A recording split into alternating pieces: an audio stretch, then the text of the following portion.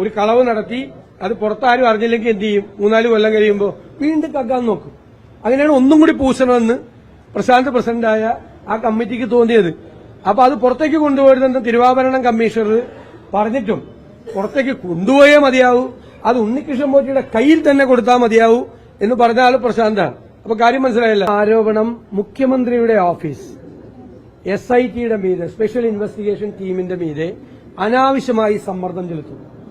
അവരുടെ സമ്മർദ്ദം എന്ന് പറയുന്നത് പ്രധാനപ്പെട്ട ആളുകളെ ചോദ്യം ചെയ്യുന്നില്ല, പ്രധാനപ്പെട്ട ആളുകളുടെ അറസ്റ്റിലേക്ക് നീങ്ങുന്നില്ല. അത് തെരഞ്ഞെടുപ്പ് കഴിഞ്ഞിട്ട് മതി എന്നുള്ള നിർദ്ദേശം മുഖ്യമന്ത്രിയുടെ ഓഫീസിൽ നിന്ന് സമ്മർദ്ദമായി SITയുടെ മീതെ ഉണ്ടായിരുന്നു എന്നായിരുന്നു ഞങ്ങൾ ആക്ഷേപിച്ചത്. ഇന്ന് ഹൈക്കോടതി ആ ആരോപണത്തിന് 2 അടിവരയിട്ടിരിക്കുക. കാരണം പ്രധാനപ്പെട്ട ആളുകളെ, ദേവസ്വം ബോർഡ് അംഗങ്ങളെ അറസ്റ്റ് ചെയ്തില്ല, അവരെ പ്രതി ചേർത്തില്ല, വൻ സ്രാവുകളിലേക്ക് നീങ്ങിയില്ല എന്നാണ്. അതിൽ കൂടുതൽ ഹൈക്കോടതിക്ക് പറയാൻ പറ്റില്ലല്ലോ. വൻ സ്രാവുകളിലേക്ക് നീങ്ങിയില്ല, അതായിരുന്നു ഞങ്ങൾ ആരോപണം ഉന്നയിച്ചത്. അപ്പൊ തെരഞ്ഞെടുപ്പ് കാലത്ത് CPMന് വീണ്ടും പ്രതിക്കൂട്ടിലാകും എന്ന് മനസ്സിലാക്കിയിട്ടാണ് മുഖ്യമന്ത്രിയുടെ ഓഫീസ് അനാവശ്യമായി SITയുടെ മീതെ സമ്മർദ്ദം ചെലുത്തിയത്. ഞങ്ങൾ അപ്പോഴും SITയിൽ അവിശ്വാസം പ്രകടിപ്പിച്ചിട്ടില്ല, ഞാൻ ഇപ്പോഴും പ്രകടിപ്പിക്കുന്നില്ല SITയിൽ. കാരണം ഹൈക്കോടതി നിയോഗിച്ചൊരു ടീമാണ്, നല്ല ഉദ്യോഗസ്ഥരുടെ ടീമാണ്. ഞങ്ങൾക്ക് അവരുടെ സത്യസന്ധതയിലോ ഇന്റഗ്രിറ്റിയിലോ ഒന്നും സംശയമില്ല. അവർക്കത് ചെയ്യാൻ പറ്റും. ഞാൻ ഇപ്പോഴും വിശ്വസിക്കുന്നത് അവർക്ക് സത്യസന്ധമായി ഹൈക്കോടതി ആഗ്രഹിക്കുന്നത് പോലെ അന്വേഷണം മുന്നോട്ട് കൊണ്ടുപോകാൻ പറ്റുമെന്ന. പക്ഷെ അവരും ആഭ്യന്തര വകുപ്പിലെ ഉദ്യോഗസ്ഥരാണ്. അതുകൊണ്ടാണ് ഈ മുഖ്യമന്ത്രിയുടെ ഓഫീസിൽ നിന്നുള്ള സമ്മർദ്ദം അവർക്ക് മീതെ ഉണ്ടായപ്പോൾ അവർക്കൊരു ബുദ്ധിമുട്ടുണ്ടായിരുന്നു. ഞാൻ അവരെ കൂടി സഹായിക്കുന്നതിന് വേണ്ടിയിട്ടാണ് ഞങ്ങൾ ആരോപണം ഉന്നയിച്ചത്. സ്വതന്ത്രവും നീതിപൂർവമായ ഒരു അന്വേഷണം SITക്ക് നടത്താൻ വേണ്ടിയിട്ടുള്ള ഒരു അന്തരീക്ഷം ഉണ്ടാക്കാൻ വേണ്ടിയിട്ടാണ്. അന്ന് നിയമമന്ത്രി ശ്രീ രാജീവ് ഞങ്ങളെ വിമർശിച്ചു, ഞങ്ങൾ കോടതിയെ വിമർശിക്കാം എന്ന് പറയും. ഞാൻ അന്ന് എടുത്തു പറഞ്ഞു, കോടതിയല്ല വിമർശിക്കുന്നത്, SIT അല്ല വിമർശിക്കുന്നത്. SITയുടെ മീതെ അനാവശ്യമായ സമ്മർദ്ദം മുഖ്യമന്ത്രിയുടെ ഓഫീസ് ചെലുത്തിയിട്ടുണ്ട്. അതുകൊണ്ടാണ് ഹൈക്കോടതി ഇപ്പോൾ നിരീക്ഷിച്ചതുപോലെ ഞങ്ങൾ പറയില്ല, ഒരു മന്ദഗതിയിലേക്ക് പോയി പെട്ടെന്ന് അന്വേഷണത്തിന്റെ ഒരു സ്പീഡ് പെട്ടെന്ന് കുറഞ്ഞു. അത് ഇതായിരുന്നു എന്ന് ഇപ്പൊ വളരെ വ്യക്തമായിരിക്കുകയാണ്. അല്ല, അതിപ്പോ ഒരു അന്തർ സംസ്ഥാന വ്യാപകം ഉണ്ട് ഈ കേസിൽ. കാരണം ഇതിൽ ചെന്നൈയിലേക്ക് ഇത് കൊണ്ടുപോയിട്ടുണ്ട്, പിന്നെ ബാംഗ്ലൂരിലേക്ക് ഉള്ള ചില ആളുകളുടെ ഇന്നും 2 അറസ്റ്റുകൾ നടന്നിട്ടുണ്ട് ബാംഗ്ലൂരിൽ നിന്നും. അപ്പൊ അത് അന്വേഷിക്കണതിൽ കുഴപ്പമൊന്നുമില്ല. അന്വേഷിക്കണതിൽ എന്താ തെറ്റ്?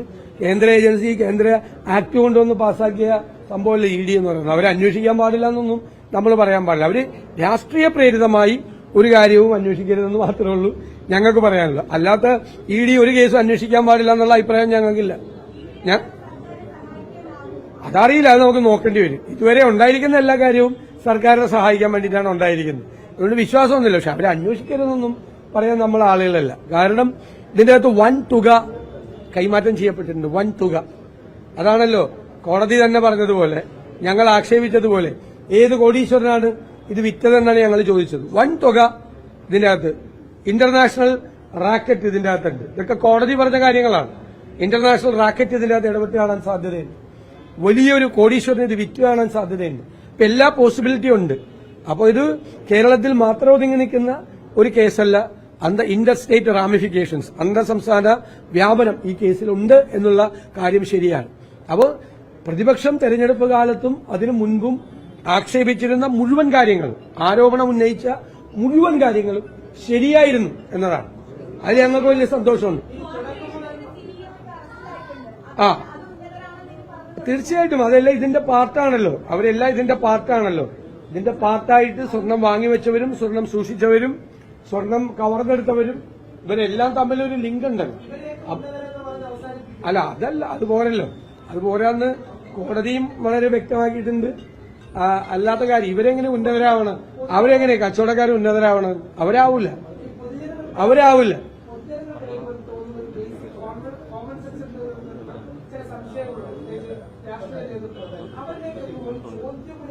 അല്ല, അതാണ് നമ്മൾ ഉന്നയിച്ച പ്രധാനപ്പെട്ട കാര്യമാണ്. അന്നത്തെ കോടതി അത് പറഞ്ഞിട്ടുണ്ട്. കാരണം പ്രധാനപ്പെട്ട ആളുകൾക്ക് അറിയാമായിരുന്നു ഈ കവർച്ച നടന്നത്. അപ്പൊ ഞാനത് പറഞ്ഞല്ലോ, അന്നത്തെ ദേവസ്വം മന്ത്രി ഉണ്ണികൃഷ്ണൻ പോറ്റിയായിട്ട് ബന്ധമുണ്ടായിരുന്നു. ഈ മൊഴികളിലൊക്കെ ഉണ്ടാവും. അതുകൊണ്ട് അദ്ദേഹത്തെ കൂടെ ചോദ്യം ചെയ്യണമെന്ന് നമ്മൾ ആവശ്യപ്പെട്ടതാണ്. ഉന്നതരായ ആളുകളെ കൂടി ചോദ്യം ചെയ്യണം. ഇത് എവിടം വരെ പോകുമെന്ന് നമുക്കൊന്ന് നോക്കണം. തീർച്ചയായും അല്ല, ഞാൻ കരുതുന്നത് ഉറപ്പായിട്ടും സത്യസന്ധമായി നീതിപൂർവമായി അന്വേഷണം നടത്തിയാൽ അവിടെ അതിന്റെ അപ്പുറം പോകും.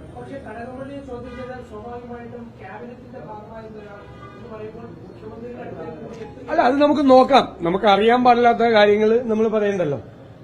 അറിയാൻ പാടില്ലാത്ത കാര്യങ്ങൾ ഞങ്ങള് ഒരിക്കലും ഈ ശൂന്യതയിലേക്ക് വെടിവെക്കാറില്ല.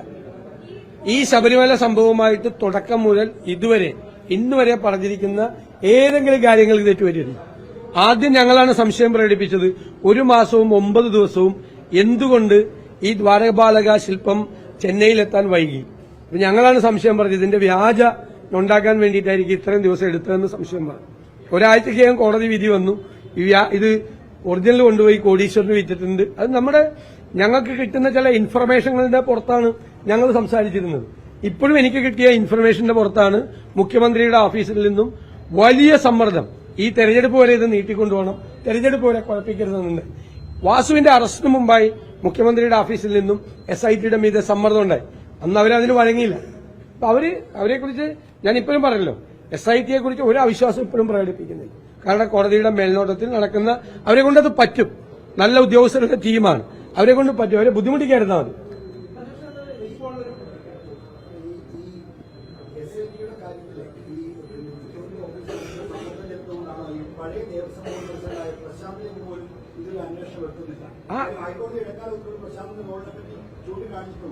അതാണ് ഞാൻ പറഞ്ഞത്. പിന്നീട് ഈ തെരഞ്ഞെടുപ്പ് കാലമായതുകൊണ്ട് ഒന്നിലേക്ക് പോകണ്ട എന്നുള്ള സമ്മർദ്ദമാണ് ഉണ്ടായത്. ഈ ദേവസ്വം ബോർഡിനെ കുറിച്ച് കഴിഞ്ഞ ദേവസ്വം ബോർഡിനെ കുറിച്ച് എന്താ പറഞ്ഞിരിക്കുന്നത്? ഒരു കളവ് നടന്നു 2019. അത് അവർക്കറിയാമായിരുന്നു, പുറത്താരും അറിഞ്ഞില്ല. സാധാരണ കള്ളന്മാരെന്ത് ചെയ്യും? അപ്പോ ഒരു കളവ് നടത്തി അത് പുറത്താരും അറിഞ്ഞില്ലെങ്കിൽ എന്ത് ചെയ്യും? 3-4 കൊല്ലം കഴിയുമ്പോൾ വീണ്ടും കക്കാൻ നോക്കും. അങ്ങനെയാണ് ഒന്നും കൂടി പൂശണമെന്ന് പ്രശാന്ത് പ്രസിഡന്റായ ആ കമ്മിറ്റിക്ക് തോന്നിയത്. അപ്പൊ അത് പുറത്തേക്ക് കൊണ്ടുപോയിരുന്ന തിരുവാഭരണം കമ്മീഷണർ പറഞ്ഞിട്ടും പുറത്തേക്ക് കൊണ്ടുപോയേ മതിയാവൂ, അത് ഉണ്ണികൃഷ്ണൻ പോറ്റിയുടെ കയ്യിൽ തന്നെ കൊടുത്താൽ മതിയാവൂ എന്ന് പറഞ്ഞ ആള് പ്രശാന്താണ്. അപ്പൊ കാര്യം മനസ്സിലായില്ല. കാരണം ഉണ്ണികൃഷ്ണൻ പോറ്റിയുടെ കയ്യിൽ കൊടുത്താലേ ആ നേരത്തെ 2019 പോയ വഴിക്ക് തന്നെ ഈ സാധനം പോയി അന്ന് കിട്ടിയതുപോലുള്ള നേട്ടങ്ങൾ ഉണ്ടാക്കാൻ പറ്റുള്ളൂ. ഇത് കവർച്ച ശ്രമമാണ് 2024 നടന്നത്. അത് നടന്നില്ല, കോടതി ഇടപെട്ടുകൊണ്ട് നടന്നില്ല. ഇല്ലെങ്കിൽ വീണ്ടും ഒരു കവർച്ച കൂടി നടക്കുമായിരുന്നു. 2019 നടന്നത് സ്വർണ്ണ കവർച്ചയും 2024 നടന്നത് കവർച്ചാ ശ്രമവുമാണ്.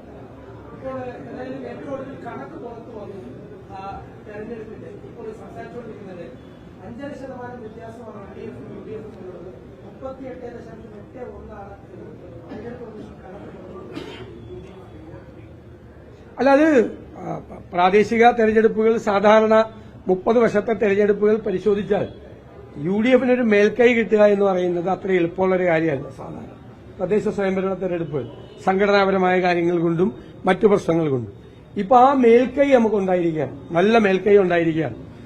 അപ്പൊ ഇതൊരു 45%, 47%, 47ആണ് ഞങ്ങളുടെ ടാർഗറ്റ്. 45 മുതൽ 47% വരെയുള്ള വോട്ടിംഗിലേക്ക് നിയമസഭാ തെരഞ്ഞെടുപ്പിൽ കൊണ്ടുപോകും. അതാണ് ഞങ്ങളുടെ ടാർഗറ്റ്. 47ആണ്. അത് ഞാൻ നേരത്തെ പറഞ്ഞല്ലോ, അവരെ തോൽപ്പിക്കാൻ എളുപ്പമാണ്, പക്ഷെ തോറ്റെന്നവരെ ബോധ്യപ്പെടുത്താനാണ് ഏറ്റവും വലിയ പാട്. ഞാനത് പറഞ്ഞപ്പോൾ നിങ്ങൾ ചിരിച്ചില്ലേ? ഇപ്പോഴും മനസ്സിലായിട്ടില്ലല്ലോ തോറ്റത്. മനസ്സിലായെന്നിട്ടല്ല, അത് പഴയ രീതിയാണ്. അത് ഈ താത്വികമായ വിശകലനം എത്ര ഭംഗിയായിട്ടാണ് ശ്രീനിവാസൻ പണ്ട് ശങ്കരാചാര്യനോട് അത് അവതരിപ്പിച്ചത്. ആ താത്വികമായ വിശകലനം എത്ര ദീർഘവീക്ഷണത്തോടു കൂടിയാ. എപ്പോഴും എനിക്ക് തോന്നി ശ്രീനിവാസനെ ഒന്ന് സെല്യൂട്ട് ചെയ്യണം. ഇപ്പോഴാണെങ്കിൽ അത് നിരോധിക്കപ്പെടും. കാരണം പാരഡി ഗാനം നിരോധിച്ചതുപോലെ അത് നിരോധിക്കപ്പെട്ടേനെ ഉറപ്പായിട്ട്. ശരി.